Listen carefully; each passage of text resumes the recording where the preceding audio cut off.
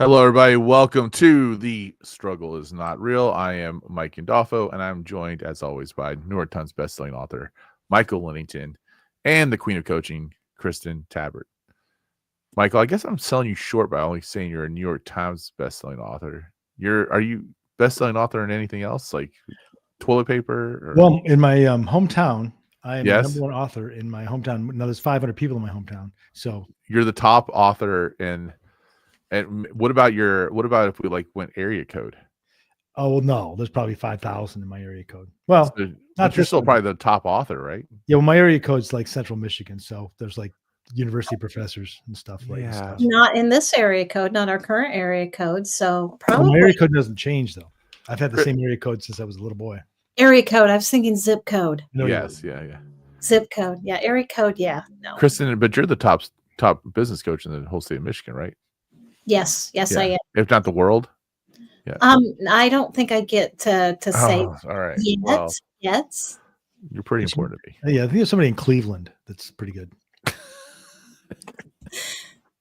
can't believe you said there was somebody in Ohio, in the whole state of Ohio, that might be good.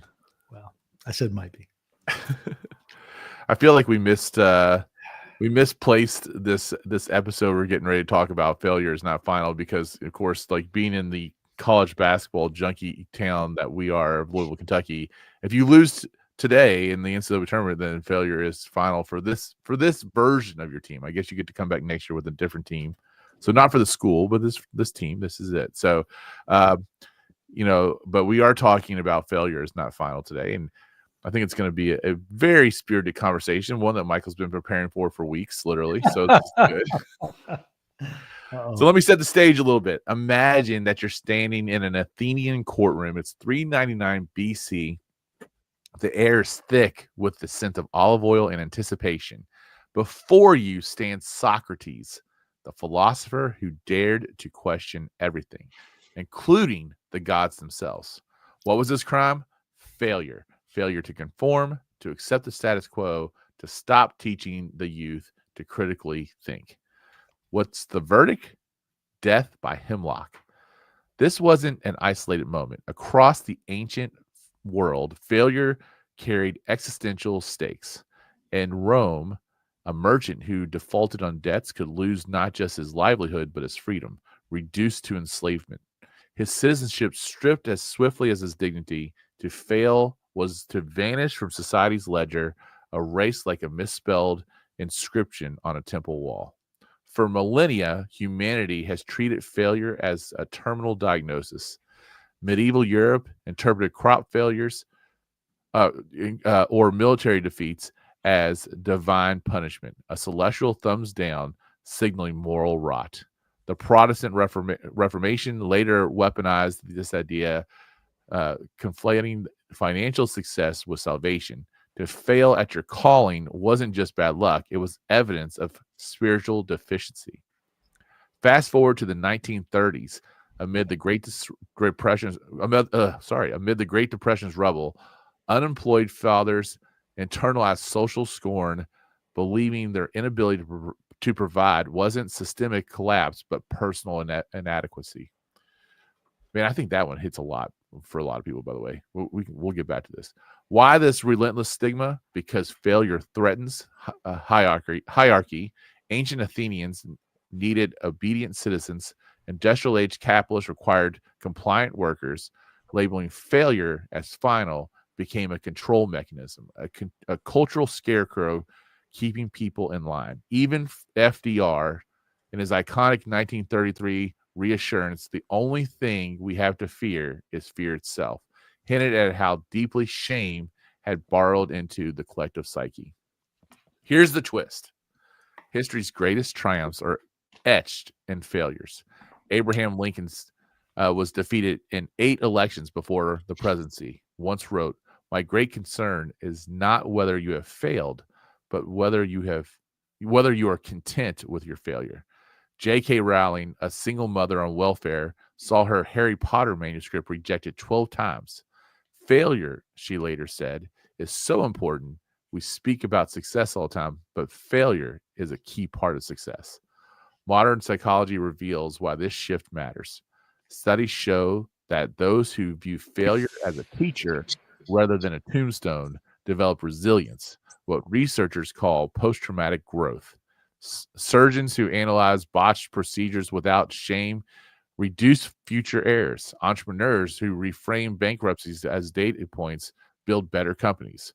So why this podcast? Why this show? Because we're dismantling a 25,000-year-old lie. Failure isn't final. It's fuel. It's the crash before the chrysalis. It's the misstep before the masterpiece. So join me as we excavate humanity's stumbles from Socrates' hemlock to SpaceX's exploded rockets and discover why falling forward is the only way to fly. Michael, is failure final? Well, if you step off a cliff, it could be. But as long as you're still living, no, right? As long as you're drawing air, it's not final. And I think the fear of failure is the thing that keeps most people from doing what they're capable of in life. It's the biggest barrier people have to overcome is the fear of failure, right? I don't want to get up on stage. I don't want to talk in front of people. So I'm afraid of that. So I don't do it, and I don't grow my career. I don't grow my experience. I don't change other people's lives, right? So that fear piece, that fear of failure piece is really, the problem we try to solve with the 12-week year. Kristin, I know you love this topic. I do. Fear of failure also creates that fear of vision. I'm never going to dream big because I don't think I can ever achieve it.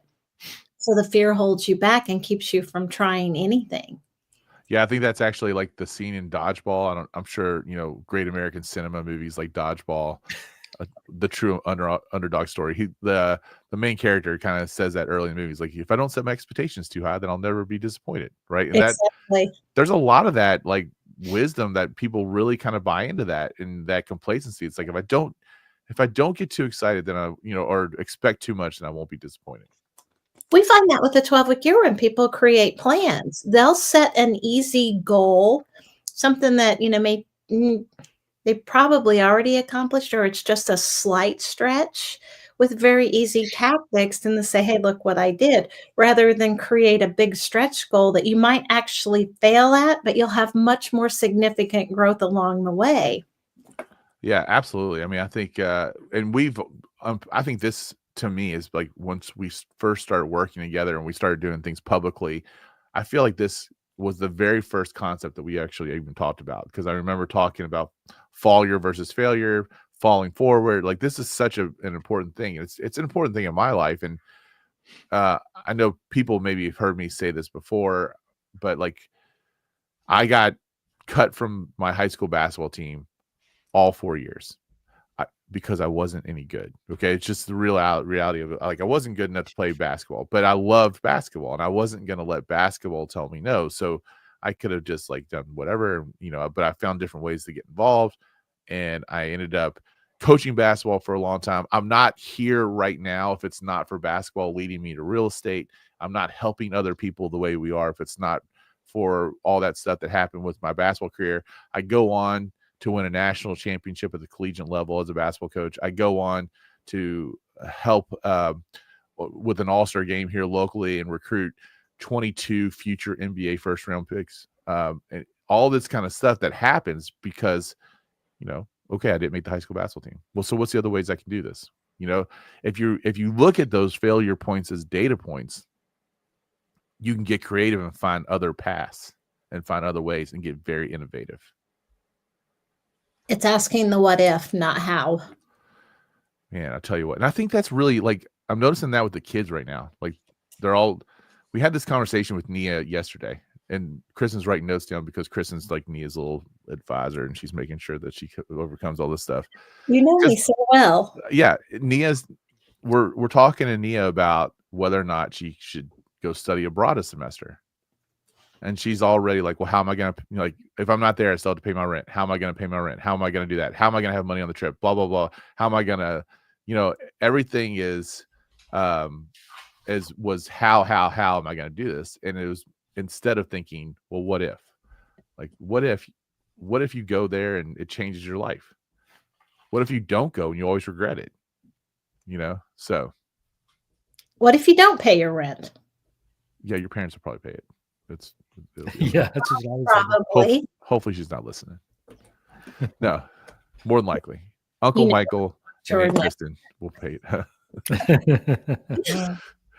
Yeah, but it does. Like this, Michael, what do you think about how failure holds us back? I think that's absolutely true. But the fear of failure holds a lot of people back. And there was a book written, I think you're referencing The Answer to How is Yes by Peter Block. And in that he talks about that how is a defense against the action, right? And if I don't know how, it gets me off the hook. So, the fear of failure is, it's a real thing, and it does keep you alive. I mean, there are certain things that, do I really want to jump off the side of a boat in shark infested waters and, carry a chum bucket with me? Probably not. I mean, there's some things that don't make sense to do. In my opinion, unless you're trying to make $1 million and film it. I think that there's things that we though get confused about what's life threatening and what's just ego threatening. And I think, there's a lot to kind of unpack in that, but we when we experience failure, it's a blow to our ego. It's a blow to us. And we can kind of like not want to have to feel that. And we can feel inadequate. And the reason that happens is that the first time if we fail something, we give up, right? Okay, I can't do that. But reality is that people have to fail to be successful. And, there's the bromide stories about the light bulb with 10,000 experiments or whatever. But, that is true in many ways, is that if you don't fail, you can't be successful. And so being comfortable with failure is really important. There was a book written by Peter, who was it? No, Jim Collins. And he wrote an article called Leadership Lessons of a Rock Climber. And that's that kind of failure versus failure mindset, right? That, we can go a lot farther than we often do because we just give up and we let go and we fail. And it's a very different mindset than actually falling, right? Where you get everything you got and you fall off the cliff. If you're tapped in, that is, it's a learning experience. If you fail though, it's a very different mental game, and you're less good because of it. Yeah, that Jim Collins, the rock climber, I think is a really good one, because just what you just said about people, the fear of failure can keep you alive, right? We know that rock climbing, if I was free soloing with no gear on or whatever else, the fear of failure could be the end of it. That could be the end of it. But if I take the necessary precautions and build the necessary skills and the necessary things, the structure around me, well, then now I'm taking a calculated risk. And now that calculated risk, that failure allows me then to go higher the next time. Right, Kristin? This falls into those mental models we often go back to and talk about. Which one are you stuck in? And there's a fear thinking mental model that just will keep you stuck. Then you've got, I liked what you said, Mike, about the calculated risk. With the right tools, with the right gear, you can allow yourself to stretch, because if worst case scenario, if you fall, you've got stuff to catch you. But we have a hard time determining what those safety equipment is in business or in our personal lives, that if we take that leap and we fall, what's going to catch us? And sometimes it's maybe just taking the time then, Kristin, and you do a great job of this. It's like, okay, well, what's the worst thing that can happen? If you identify that up front, we talk about those upfront costs in terms of doing tactics and things like that. But if you identify the upfront cost of fear, you already plan for worst case scenario. And if by chance, and statistics show that worst case scenario very rarely happens, you might get a bad outcome, but you very rarely get worst case scenario. But if you've already planned for it, you've thought through that process, you've already connected to it, it's a piece of cake if it does happen. At the same time, I feel like, and I said this in my introduction, right, about the unemployed fathers of the Great Depression, that it wasn't about the systemic collapse that was happening around them, but it was like there was some personal inadequacy to why. And I almost feel like that from the Great Depression is still holding so many people back. That idea of, what if I'm inadequate? I think any entrepreneur, and we live in a very entrepreneurial driven world with all that we do. I think in that world, I think that is probably one of the biggest fears that holds people back. You've got people depending on you, whether it's your family, whether it's your team. And I think that, it goes back to what Michael said about attaching all this to our ego, and you take it personally. There's some things that you just cannot take personally. I mean, the Great Depression is one of them. The housing market in 2008. But how many realtors went bankrupt in 2008? Good realtors that really knew their stuff, and that wasn't because of their lack of knowledge. It wasn't because of their drive. It wasn't lack of determination. It were circumstances beyond their control, but it was so tightly tied to, their identity as being a realtor. They felt like their failure was because of themselves, not because of things they couldn't control. Do you remember in 2008 that old saying that they were too big to fail? Well, Oh, yes, we do. Oh, yeah. Well, the reality is they weren't too big to fail. They just had enough influence to keep from failing because they had political power. But actually, people who can't manage money at that level should fail. And then the asset should be managed by somebody else. Failure is never final unless you make it that way. And so my opinion back then, even now, is that if they can't manage money effectively, why are you letting them keep the money? Just my opinion. I'm not talking about the big banks. I'm talking about the big banks is what I'm talking about. I know what you're saying, right? I mean, I know what if you want a referral to learn how to become your own banker, we are happy to give you that referral there too. But at the end of the day, what you just said, Kristin, about the 2008 is a good place to sit, because there were a lot of really good agents who did not make it through the 2008 thing. I think going into 2008, we mentioned Jim Collins. The book Good to Great was a fantastic read that a lot of people read. And then after the whole crisis that happened, recession of 2008, whatever else, there's a bunch of those companies that didn't exist anymore. Like Circuit City wasn't around anymore after that, or whatever. I can't remember the other ones, but there was a ton of them. But then, so you have these good agents. So we're stick with the real estate example because I lived this, right? We have these good agents who were stuck in their thinking, who were stuck in their routines, who were stuck in their perspective, that when 2008 happened, they couldn't adapt and they were unable to survive. You had a lot of the people that now as those successful realtors are the ones that were cutting their teeth through that whole thing and had to adapt or die one way or the other. Well, what's interesting in that, Mike, is how soon we forget what we learned through those failures.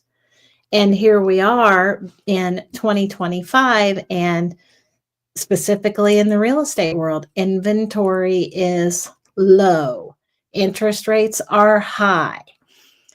40% of all mortgages right now are cash buyers. So that's really forcing out those first-time home buyers and their American dream. And here's the realtors that are saying, it's, not my fault. It's, how soon those failures from 2008 have been forgotten, and they're not tapping into that. And that's the thing I bring to the surface with a lot of those people is, look, you survived 2008. You survived it very well. It didn't mean it was easy. It was very hard, but you learned some amazing things that elevated you from who you were then to who you are now. So let's review those failures then, and can we bring those lessons into the day and who you are today, use them to elevate you to who you want to be in this market. And I think that is really an interesting thing, because I think that also it teaches you, like when you're kind of stuck in your thinking and whatever else, you let those external factors kind of have, I think, a bigger influence sometimes, versus saying, like in our market, we went from a high of 20,000 transactions. And when I say a transaction, there's two agents involved in every transaction. That's really 40,000 deals that were on the line, right? All the way down to last year, I think we're right around 14,000 transactions. Okay. Now we know at that same, so like people could be down like, oh man, the market's down, whatever percentage that is, almost a third, right? The market is down almost a third. There's a third less transactions out there. Well, the reality of what I know is that I could get caught up in that whole deal, or I could say, you know what, there is a third more out there. There's also the number of real estate agents who didn't make a sale went from a third to, in our market, to almost a half. Okay. So I just cut off half the competition. Like, they're not even competing for what I'm dealing with. And then I look at, well, 14,000 is really 28,000. And now I know that out of this group of people, that 20% are really ones that are one of the mistakers. And I believe now I'm not just one of the 20%. I believe I'm in the top 10%. I'm in the top 5%. I'm in the top 1%. I believe I'm at this level, and I can go get then the transactions that I need to help my business, because they're there, and I can mathematically show that they're still there. And then I can start to say, okay, well then how, and knowing that the conditions are such, then, you know what, inventory's low and the interest rate's high, and I've got a buyer who wants to buy something. Well, now I've got to start thinking strategically, well, how do I create inventory for this person? How do I create opportunity for this person? What do I do to start going after there and trying to make sure that we're making the right decisions, or we're looking under the right parameters, and not just relying on little simple things like the MLS. And it comes back to that question you posed to Nia. Don't tell me how you can't do something.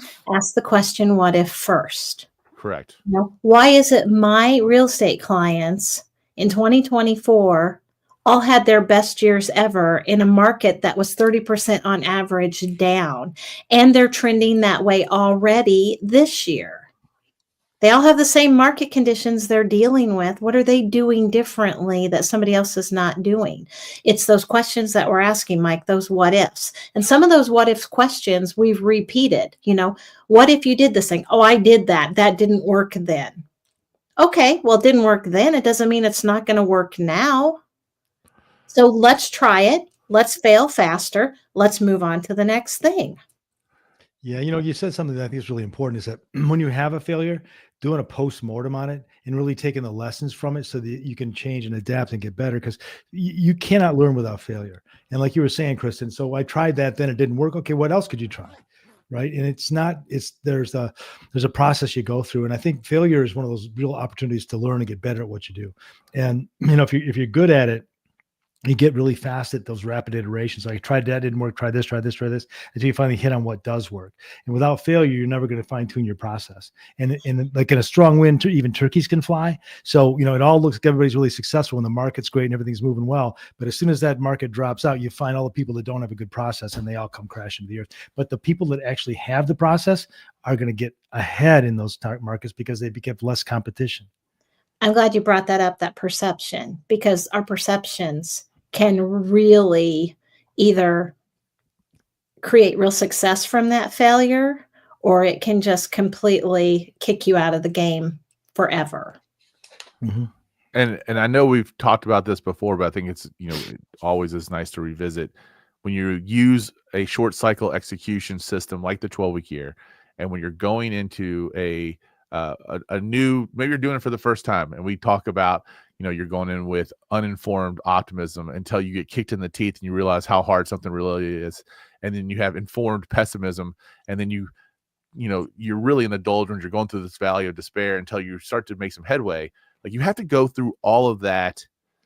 And that all can be labeled as failure, right? I mean, Mm-hmm. And it's always, and for a lot of people, it's a get off point. But for the people who actually see it through, whether they get all the way to, I even think whether or not you hit your goal at the end or not, you're going to experience informed optimism in one way or another, because you're either going to have informed optimism because you stuck with it and your goal paid off and you actually hit your numbers, or you're going to have informed optimism because you have such good information and awareness of where you need to tweak and what you need to do better the next time, that you're almost ready to go again. Yep. But then it's hard to describe, but if you're good at it, it's almost fun. The failing and figuring it out, almost like like advanced problem solving. Yeah, exactly. And you get a situation where you've got the skill, but you're facing adversity, but you got the skill, and it's kind of fun. I've been in a situation in a project once where I was brought in because the guy that was managing the project it bombed out, and so the project was a plane going down in flames. And it was fun, because I knew I could figure out the problem, and it was fast, and it was, it was just easy to do.